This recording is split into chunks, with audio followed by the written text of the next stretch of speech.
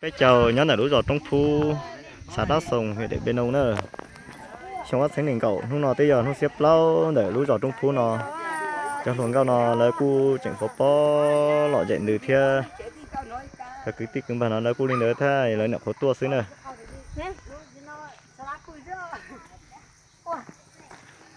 cho luôn cao nó cu chỉnh phố lo cái xứ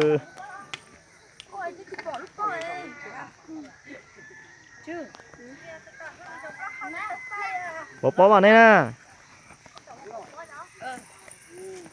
đúng rồi giờ nó xếp lâu thì là ngừng kèn thế đó lại thì nó là vậy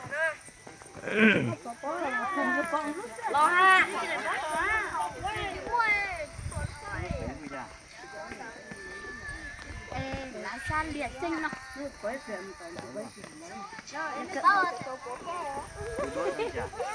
đứa nhung kia tiền nó không muốn hả nó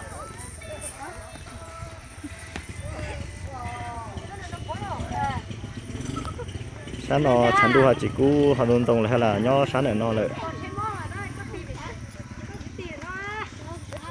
họ xử lý tao nó mà chắc cú kèn cầu đó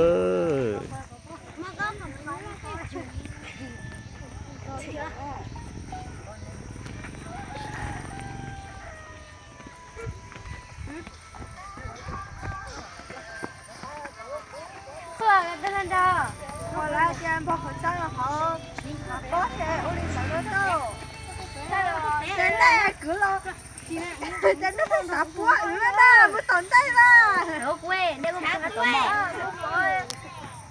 Cái gì sắp quá sắp quê. Đó thấy city thế là dễ mồ. Sinh năm bao nhiêu? Tiêu chỉ dài ơ. Nó bao.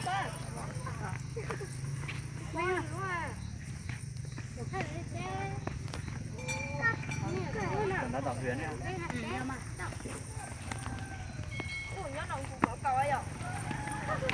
Cả con đừng thầu lo cái chuyện này sắp trái nào.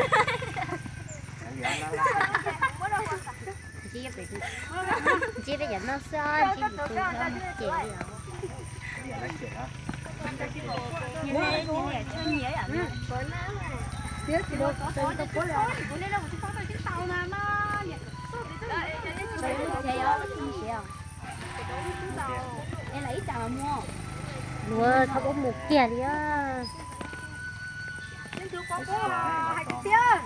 Đấy chị tôi đây dùng mà lợn áo của tấm à. Này, chúng mình sẽ dùng tờ. Cái làm vậy này. Anh nhớ ít mà ăn đuôi hết cả mua. Đó là con đó.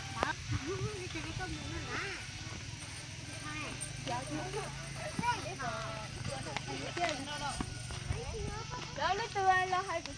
Tao chỉ bỏ nó tăng to. Con à. Cho cái luôn đó là cái hai kiếm mồ. Nó mò. Nó chặt cho. Chán rồi rồi à? Có muốn một chán bao? Có nhập thể giờ phải chán rồi. Nhầm bó, bó mà hay cái đó nữa. Cái chán luôn nó chơi cho mà tưởng biết cho hai chân chuẩn luôn mà. Nè hai nó thì ta đi. Đùa hai nó rồi cha hai ở thiếu rồi mít tuổi. Thiếu mít tuổi ra nó chết hai nó vậy. Bà bố ơi, bà chị Hải. Ê, có bố thầy của Hải nữa. Con xếp rồi.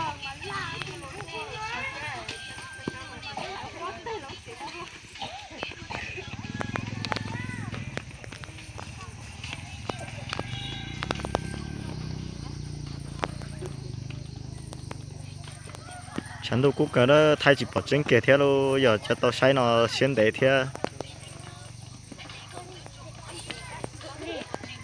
Nè, ôi sự tình của con rồi vì có nhiều rồi.